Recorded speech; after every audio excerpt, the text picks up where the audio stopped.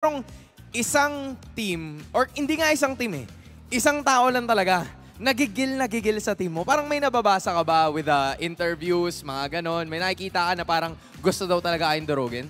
Ang dami ko nakikita Hindi ko rin alam ba't siya galit sa amin So, baka siguro tinanggal siya kaya siya nagagalit. Okay. So aware ka na nababasa mo. Ay, nababasa mo talaga. Pero hindi mo rin alam kung bakit sobrang gigil sa inyo. Hindi ko rin alam. Hindi rin. So at this point, gaano ba kataas ang tsansa na madudurog kayo ni Ryzen today? Let the game talk na lang. Alright.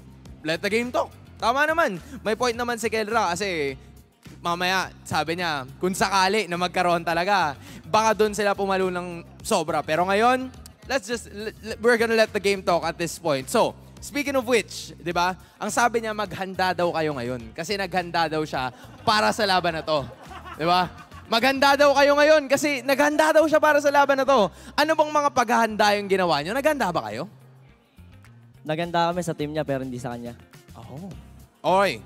Naghanda kayo sa team niya na medyo flexible din pero hindi talaga ay Ryzen on full. Okay? So, mga kasama niya siguro sa mga tank support, mga ganun. Pero hindi sa jungle kasi parang tulala naman yun. Okay. So, ayun.